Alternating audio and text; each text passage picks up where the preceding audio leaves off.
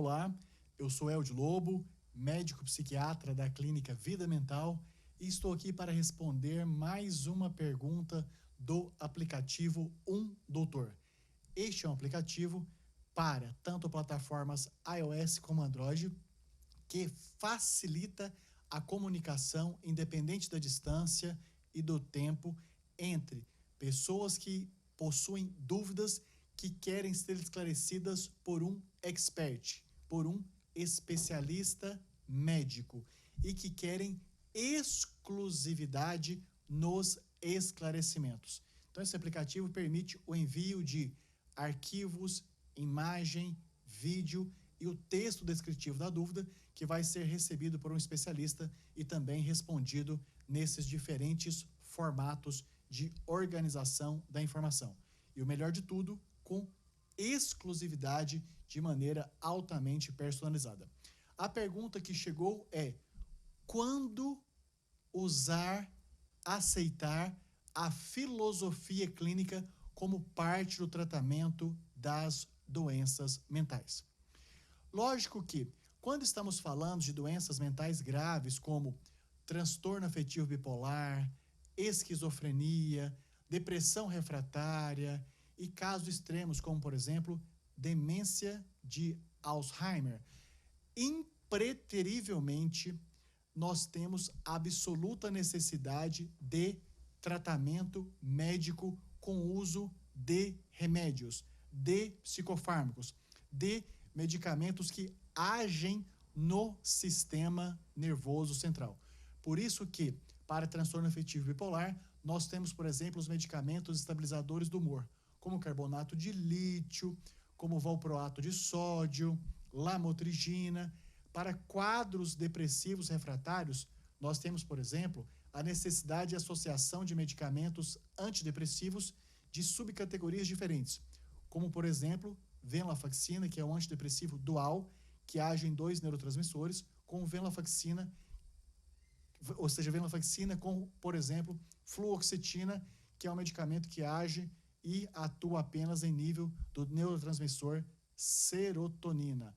Agora, e também, assim como a esquizofrenia, tem a necessidade do uso de medicamentos como os antipsicóticos, tanto os mais antigos, chamados típicos, por exemplo, haloperidol, como esses mais novos, como, por exemplo, olanzapina, ziprasidona, aripiprazol. Mas voltando à questão básica, quando indicar a filosofia clínica? Teoricamente, ela está viável, possível e terá bom aproveitamento para todos os pacientes com transtornos mentais, exceção a esquizofrenia muito grave, especialmente a hebefrênica, pois ela reduz muito as capacidades cognitivas mentais de memória, atenção, concentração e especialmente interpretativa, abstrativa, e também os quadros demenciais, que levam a uma redução, um empobrecimento, uma limitação destas capacidades também cognitivas, como citadas anteriormente. Para todos os outros casos, há pertinência, sim, de uso da filosofia clínica como um tratamento junto com a terapêutica psicofarmacológica. Até porque, felizmente, a filosofia clínica não tem uma contraindicação absoluta. Ela só fica limitada para alguns casos onde há estes empobrecimento das capacidades mentais superiores de memória, atenção, concentração, capacidade de interpretação, especialmente de abstração. A filosofia clínica tem um trunfo, uma expertise, uma proposta muito especial, que aqui será respondida de maneira hipersimplificada, que ela busca avaliar o histórico longitudinal ao longo da vida do indivíduo em múltiplos aspectos que, dentro de um contexto, levou à construção de um conjunto de processos cognitivos, comportamentais e afetivos, que podem, em um acompanhamento dentro da metodologia da filosofia clínica, ser reavaliado, repensado, reestruturado, reorganizado e, acima de tudo, experimentado, aplicado e que, com a repetição e novas reorganizações, pode levar a um funcionamento pessoal consigo mesmo, com terceiros, com o ambiente, com o trabalho e com a sociedade de maneira mais saudável, harmônica, produtiva, próspera e até alguns casos que eu já compartilhei o tratamento psicofarmacológico como médico psiquiatra com terapeuta da terapêutica filosófica, da filosofia clínica, que foi possível melhorar aspectos gerais do funcionamento pessoal que levaram à possibilidade de redução e até retirada de medicamentos, especialmente em casos de transtorno de ansiedade generalizada, depois de estabilizado com o uso de medicamentos, e também casos de depressão leve que tinham fatores causais contextualizados, sendo tanto desencadeadores como também mantenedores deste adoecimento. E sempre que no aplicativo Um Doutor, nós, além de trazermos uma explicação que seja o mais objetiva, clara, pedagógica, também fazemos direcionamentos para entendimentos.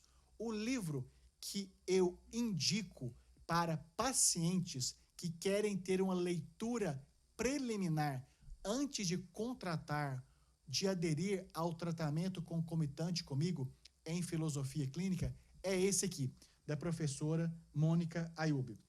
Como ler a filosofia clínica. Apesar de parecer um título indicado para profissionais, ele também serve muito bem para que os pacientes que querem um esclarecimento maior, se possuem perfil para entrada, manutenção e aproveitamento dessa metodologia, aqui é muito esclarecedor. Então, como ler a filosofia clínica, prática da autonomia do pensamento, da editora Paulus, da professora doutora Mônica Ayub. Então, esta é a resposta. Filosofia clínica pode ser aproveitada como uma prática terapêutica por parte dos pacientes que estão em tratamento psiquiátrico? A resposta generalizada é sim. As limitações importantes ficam para pacientes com esquizofrenia, especialmente hebefrênica, que levam ao empobrecimento global das funções mentais, os quadros demenciais e que, de maneira geral, especialmente para transtornos ansiosos, depressivos, leves e moderados e desadaptativos, podem ter ampla possibilidade de aproveitamento. Sobre a dependência química, eu particularmente nunca tive nenhuma experiência profissional de compartilhar o tratamento médico com filósofo ou filósofa clínica.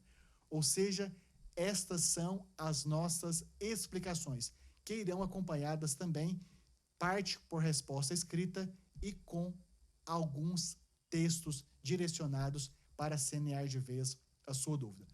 Muito obrigado por acreditar no Um Doutor como esse elo de ligação entre você que tem dúvida médica e quer uma resposta exclusiva do especialista.